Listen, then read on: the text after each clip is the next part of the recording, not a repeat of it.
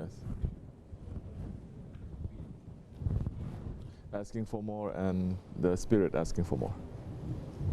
That's your question, right? Yes. Yes.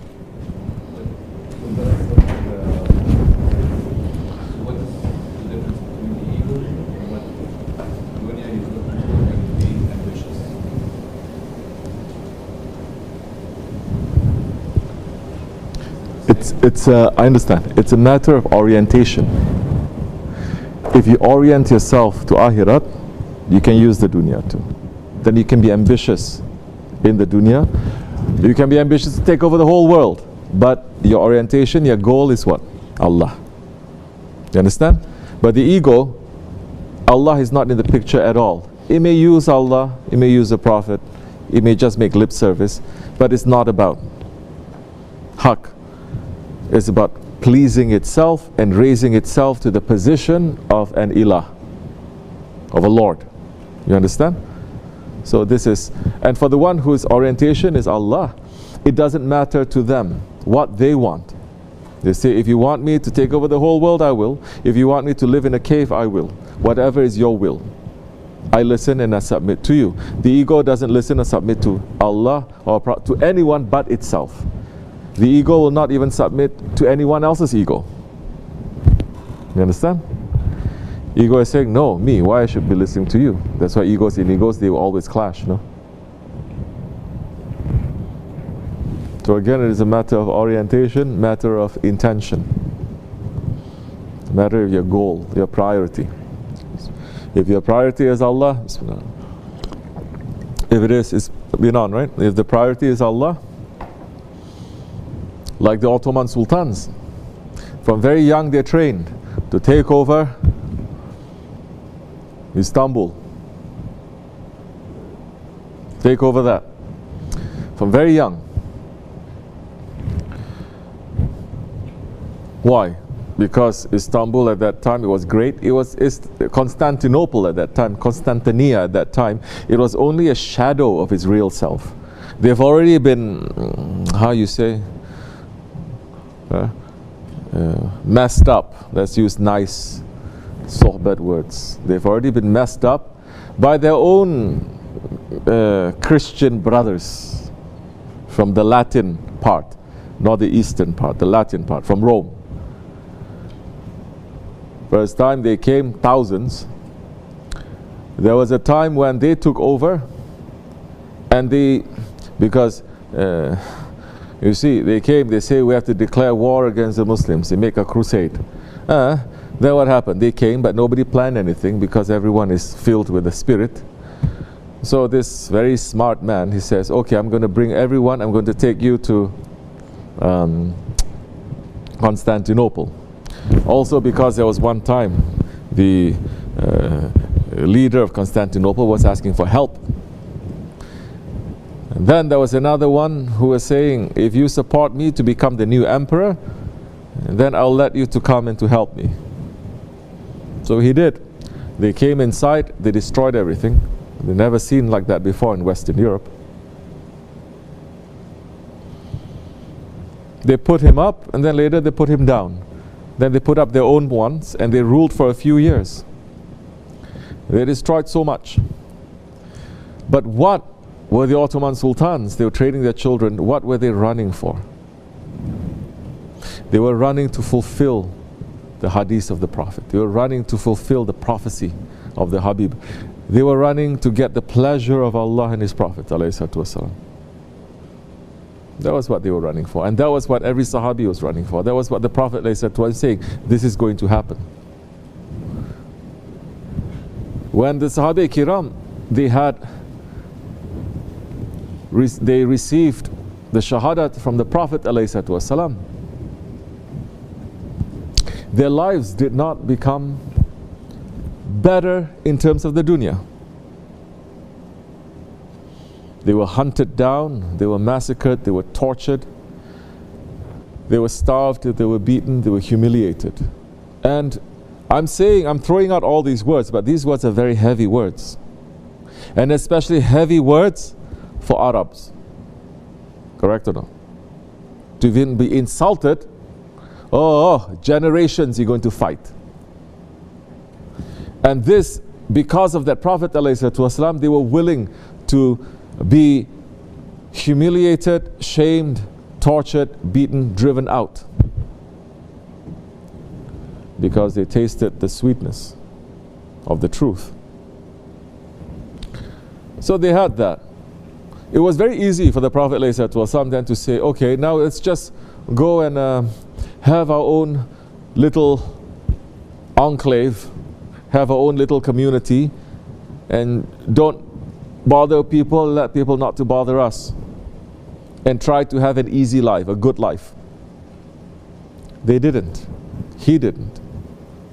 The purpose to go to Medina is not for that. The purpose to go to Medina, the bigger purpose, it is to make an example, a model of Islamic community that is going to be used for over 1,000 years. If this world lasts for 1 billion years, that is the model, to build that model. So they were all standing up to know, oh, I'm no longer me. I am a model. I am an example. Everything I'm doing, I'm saying, I'm behaving, I have to be very careful, because people for thousands of years, they're going to look and they're going to say, I'm doing this because they're doing that. Prophet ﷺ had that identity. The rest of the Sahabis, they were following with that identity also.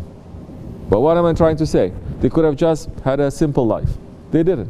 Why they have to go and conquer Mecca? After they conquer Mecca, why they have to bring the deen everywhere else? This is the thing. It's not conquering Mecca. It's not conquering Persia. It's not conquering Abyssinia. It's not conquering all this land. It is to bring the haqq of Allah there and to bring down tyranny. So now, this is, they're not running after dunya. This is completely different. If they're running after dunya, it would have fallen right away. Don't you see? With all the technology that we have right now, with all the weaponry, with everything, with the economy and with the money and the power, which in these modern times, not even America can keep a colony. Not even them. They can say, okay, now we own you. You're going to do as we like. They did that for Europe, no? With the Marshall Plan. Second World War, everything was finished. Americans come in and say, we help you build up everything, but this is our demand. You live according to this. Oh, great. What happened then? That empire lasted 500 years, 1,000 years, 1,500 years, 100 years? No. Less than 50 years, 60 years, it's finished. What's happening now? Which means that only one man can bring it down. He comes and he brings it down. It's so brittle because it's not based on haqq. It's not based on truth. It's not based on Allah. It's based on dunya, man's plans. So, it is to bring haqq. What the Sahaba Kiram, what the Prophet ﷺ is saying, we have to bring the freedom of religion. Freedom of people to believe and to practice what they believe. So it is not to run after empires, to bring them down and to collect everything from them. If we were doing that, which Islamic empires, it lasts over 1,000 years, we would have sucked out everything from everywhere and put into our own countries and our own people. We have taken away not only their wealth, we take away their whole religions, we have destroyed all of their places of worship, we destroy their culture, their language, everything, their history. Oh, like who's doing? Like what the British are doing, like what the French are doing, like what so many Western colonial countries are doing. We could have done that. So easy. But you see Muslim rulers, when they enter into that land, suddenly, 1 generation, 2 generations, they become part of that culture, and they bring that culture up with Islam into an era that they've never imagined it to be. Otherwise, if India was colonized, for example, colonized in the Western way of colonization, the whole of India would be Islam. Completely.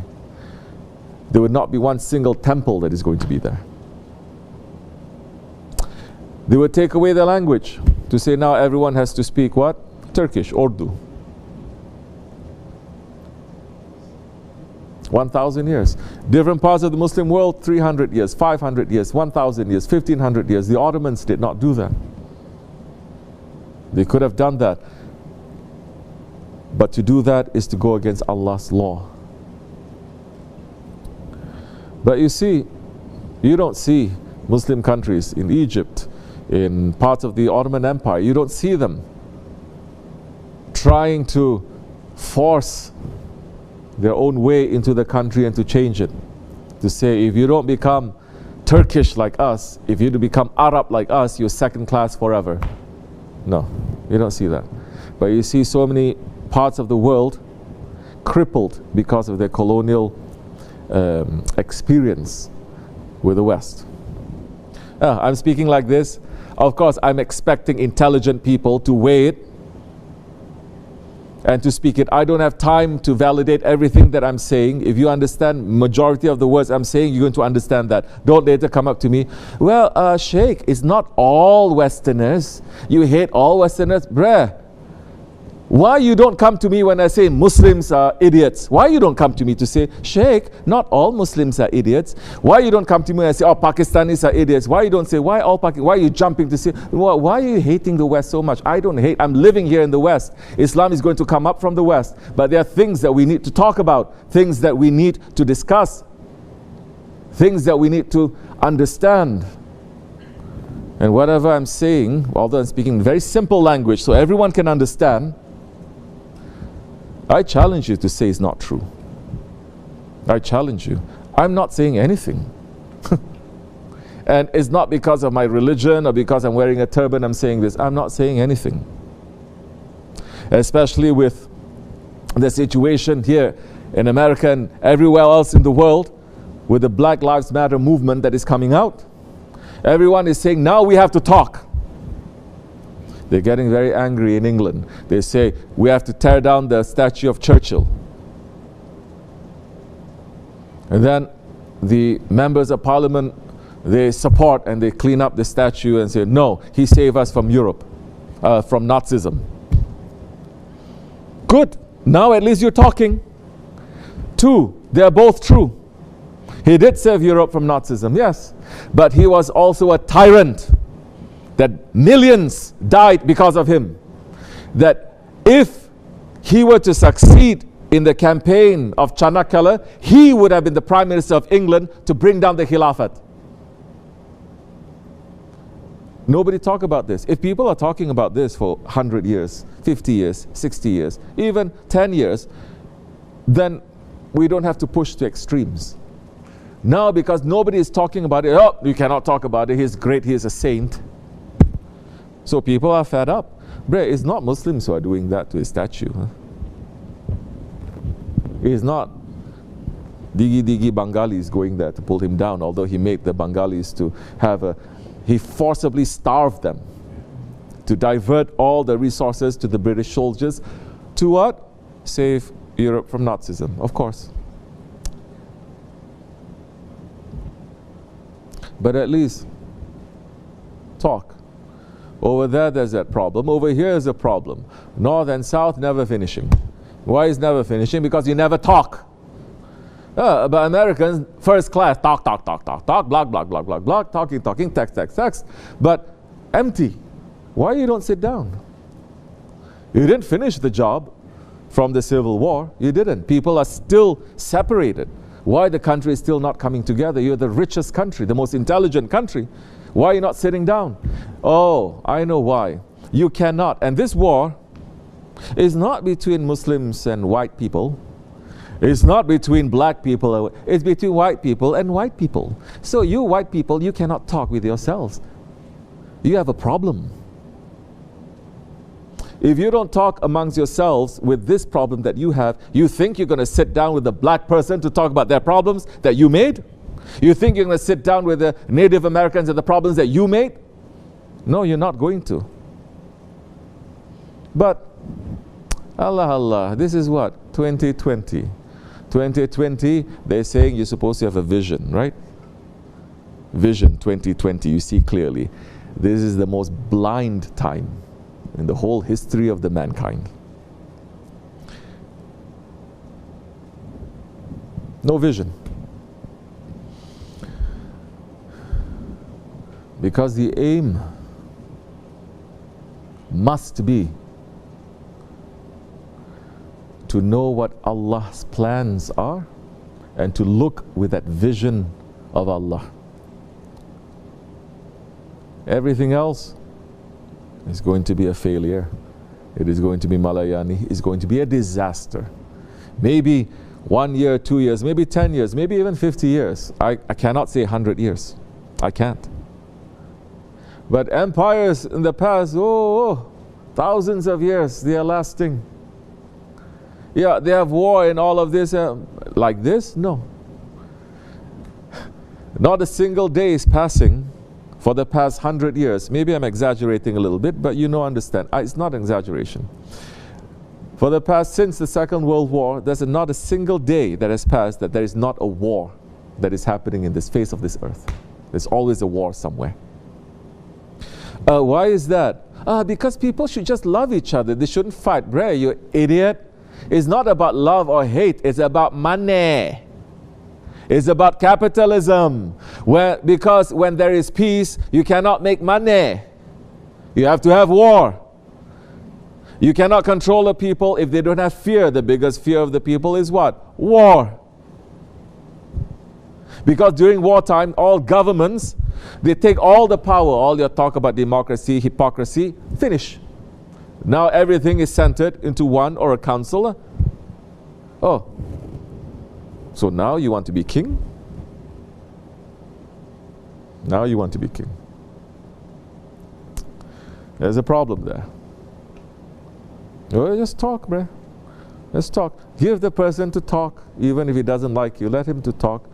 And then you talk. If you want to listen, then talk. If you don't want to listen to each other, please don't talk. Because Allah gave us one mouth and two ears. One time you speak, twice you have to listen at least. Once upon a time, they trained people to listen. Once upon a time, they trained children to listen and adults to listen. This is listening. Now no more. Except for sohbets like this, no more listening. Everyone blah blah blah blah blah blah blah blah blah blah talking and nobody is listening. I can understand also, because sometimes when we talk, some people they fall asleep. But when we talk about Malayani, they start to become awake, they laugh. We talk about food, then that time, they become the most alert. More alert than a hungry groundhog out there. Anyway.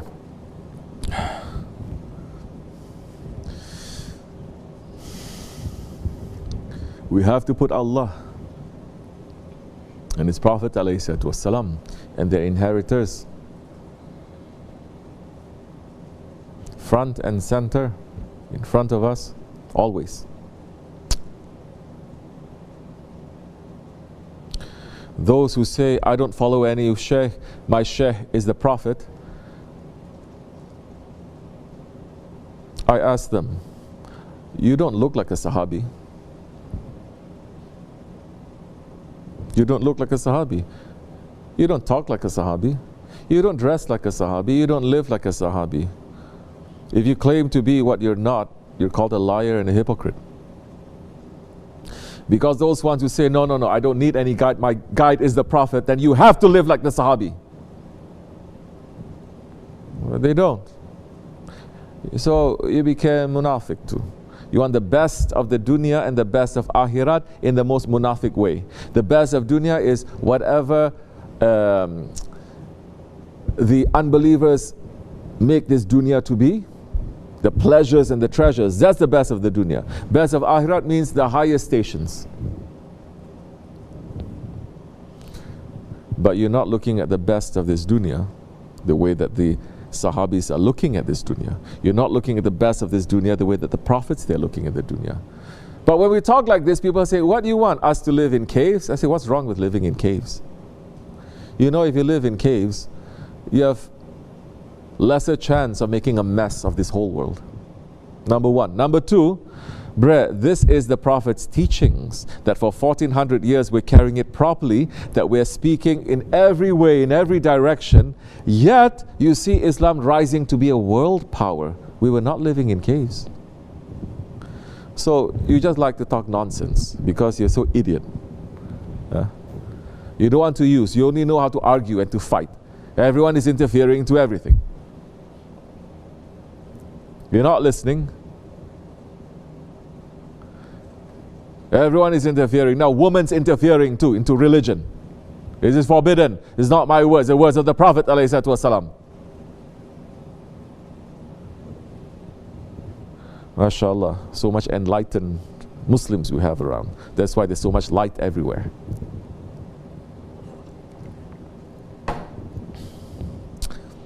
We take our torchlight, flashlight, we shine a little bit, all the cockroaches started running away. We're not even flipping on the switch. Once in a while we say, okay, use it, we turn it on, we see all the critters running away, all the cockroaches running away. Good, you should run away. Astaghfirullah lazim wa atubu ilayh. We're saying we're good? No. Are we saying we're the best? No. Are we saying we are better than others? No, we're not. We are saying that we're following a sheikh who is better than others. Yes. We're following a religion that is better than others. Yes. We're following a prophet that is the best. Yes, we are. For that, we're very proud. But for us, we don't think we are the best. Because we know where we come from, and we're begging Allah to save us every single day and to forgive us every single day, because we are a Jamaat that looks to our small things as if it is big things. Small things are what? Small mistakes that we make.